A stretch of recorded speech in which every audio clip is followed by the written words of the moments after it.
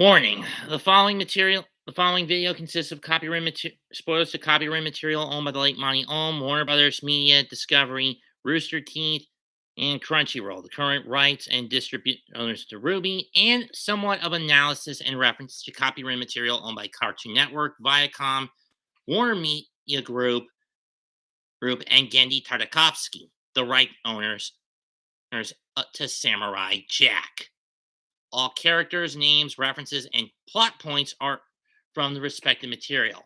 This video is of my property, Mets 2128, and is covered under the Fair Rights Uses Act. In other words, just because I say names in the names doesn't mean you can kick me off the air. Okay, now based on what I have watched, even though I'm a week behind, because again, Crunchyroll has put RWBY volume, this particular volume, behind a fucking premium paywall, and because I own a Rooster Teeth account and not a Crunchyroll one, I've got to wait a full year to watch this, and another full year to watch this in full. And then from what Scuttlebutt I've heard, when Volume 10 comes out, it's going to be on the HBO Max paywall, which makes things even worse.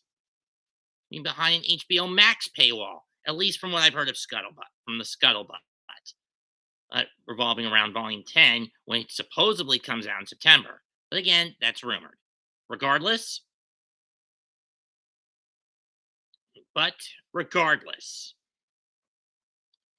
is it just me, or has RWBY's mental state basically become that to Samurai? And for the record, I'm referring to Ruby Rose, as in RWBY the character, not the show. Getting to a point where it's basically similar to the mental state that Jack from Samurai Jack had at the start of the final season of that series. Namely, she's given up all hope of trying to get back to Remnant. In the same way, Jack had basically given up on getting back to the past and now was just fighting to survive in the apocalyptic dystopian future that that was created by Aku. I mean, it also reminds me of a Skillet track I've listened to a lot of recently.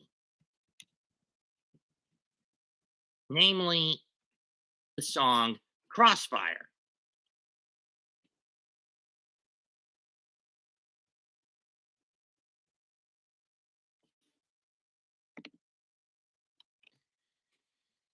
But anyway, let me get to the point. Essentially, like Jack, RWBY has lost her primary weapon. She's aimlessly wandering with no idea of which way to go, even though she does have a way to go. And hope is basically faded on her. Now, I'm pretty sure most people would say this analogy fits better with Jean, seeing as how Crochamore broken 2 in the finale of Volume 8, but we haven't gotten to Jean yet. And despite he hasn't popped up, we know where he is. He's been captured and brainwashed into being a servant of the Red Queen, of this show's version of the Red Queen. But let's get back on track. For RWBY, the hopelessness comes from losing so many friends, the fall of Beacon, and being, in a way, an indirect catalyst to the fall of Atlas. And Penny's death especially. For Jack, it came from Aku, from two things constantly screwing him from getting back to the past. Half the time, it was Aku constantly screwing him out of getting to the portals that would take him home. The other half the other half of the situation was Jack's own Boy Scoutish nature. He had opportunities to get back to the past, and especially ones that had a dark cost behind it, like that well in episode 7, which he just wished for it to be destroyed instead. And the fairy that could have wished him back to the past, he instead wished for both him and the fairy to be free. All those cases like that, as well as Aku pulling fast ones on him, always led to him getting screwed in the end.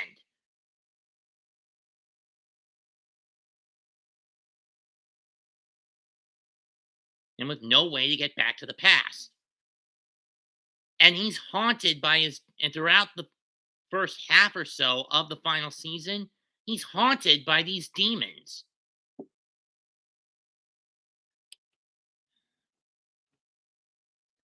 I mean, here's here's the opening verse to Crossfire, and you can understand what I'm trying to make Ruby's mental state out to be. When the shadows come and the night is fallen, and the voices tell you this might be the end. When screaming, your heart screaming when your heart is barely beaten, when your lungs are beaten, and when your lungs are barely breathing, thinking this might be the end. When you're caught in a crossfire, when you're going through hell and you're screaming for help. Crossfire. When you're losing yourself, I'll be running to help. If you're broke in again, there's safety and the darkness is a liar. Crossfire. When you're going through hell and screaming for help, hold on. When you loved and yeah, I'm going through the whole song. When you loved and lost, broken into pieces, and your demons tell you no one's gonna hear you. Screaming when your heart is barely beaten. Don't ever stop believing because this won't be the end. Essentially, this is what Ruby's going through right now. And that's also what Jack went through the first half of the fifth of his final season. I mean, it really starts to escalate for him when he ends up killing six of the $7 of Aku. As for the most part, throughout the course of the story, but we don't know what happened in the 50-year time gap between the end of season 4 and season 5. If Jack had killed any other innocent creatures outside of the Rams, that Aku had turned into monsters, which was the catalyst to Jack losing his sword. For Ruby to get her blade back, she has to let go of the anger she holds towards herself, in the same way Jack did in episode 7 of his final season. I mean, I think it's becoming more apparent that the failures that have happened at Beacon, Atlas, to a lesser extent Haven, even though technically Haven was long compromised before Ruby even, though to be fair, one can argue Haven had been compromised long before Ruby arrived because of Lionheart's cowardice.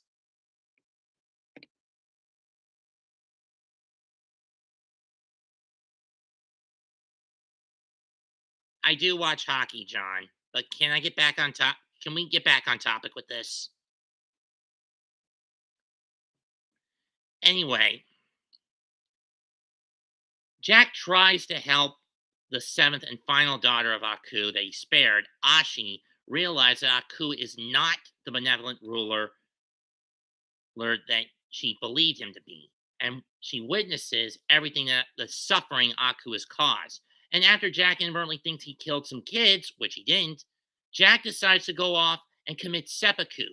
Ashi goes around the world to find those who Jack has helped over the years and then save Jack from killing himself, which leads to him going on his spiritual quest to reclaim his sword. And right now, Ruby is in that state. She is physically, mentally, and spiritually broken or at her breaking point. John, can we focus less on Jack and more on what's happening with Ruby right now? Please.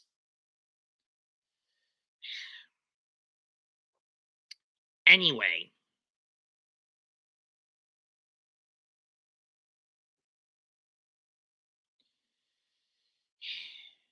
in my opinion,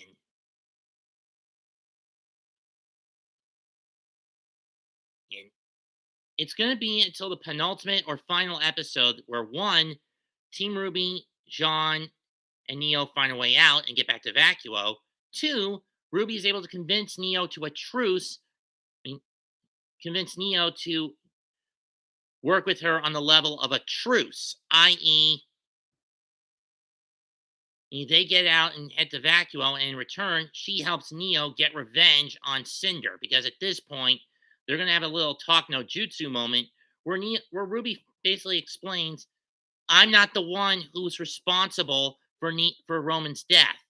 It was a combination of both himself and Cinder. You're the one that kept going who listened to whatever Cinder told you, making you think that I was the one responsible for it. Roman got so mad at me that he ended up getting himself devoured by a Nevermore when Beacon fell. And three,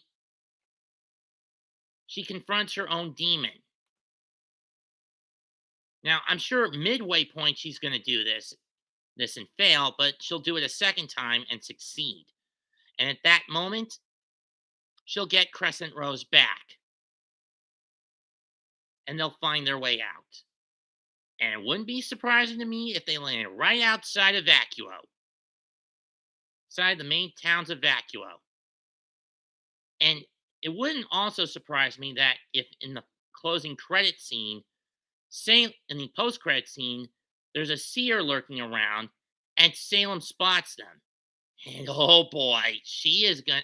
If that's the case, I can't wait to see how she's gonna punish Cinder for lying her fucking ass off to her. I mean, I'm pretty sure she knows Cinder lied to her anyway, but regardless, I want to see what kind of punishment Cinder gives Salem. I mean, Salem gives Cinder, excuse me, sorry. Got that mixed up. Anyway, I want to see what kind of punishment Salem will give Cinder for lying to her. Again. But we're not going to find out until the end of April. Well, how this is panning out. But tell me, to the RWBY Reactor Brigade, does this hold some weight? Does this argument I'm making hold some weight?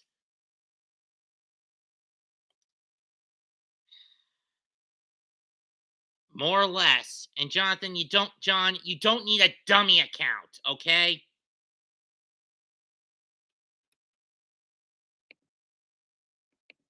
Hold on a sec, folks.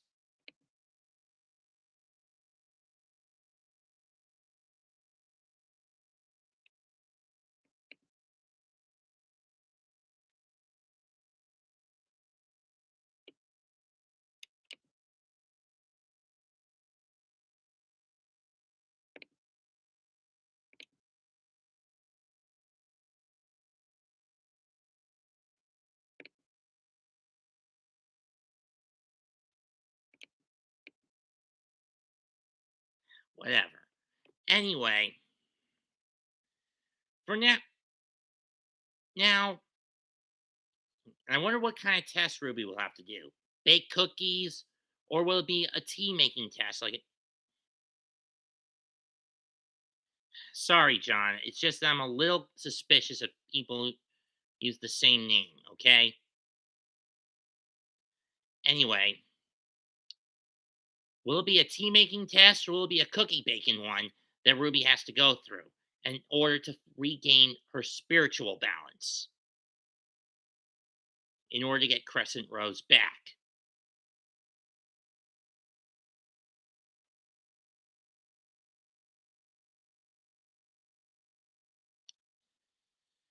Regardless, I don't have much else to say on this analogy. It's only something that popped in my head a little while ago, about several minutes ago. Whether it holds water, who knows? Again, I'm not a RWBY reactor. I'm more of a RWBY investigator. Basically, someone who tries to find hidden analogies, hidden references, and plot points that seem to go parallels to other plots that slip through the cracks. That's all I do with this section of my content. I mean, yeah, I'll do RWBY reviews, but I'm not good at video editing, nor and because of the bone I have against, and because of certain circumstances, is that have put me at odds with certain companies that I will not address, and most people know what that is.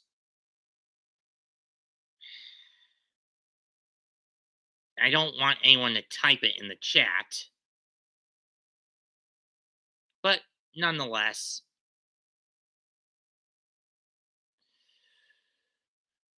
that's all I've got for this RWBY Material video. Leave a comment, sub to the channel, smash the like button. This is Mets2128 signing out. Till then, I bid you adieu, so goodbye and good night. Bang.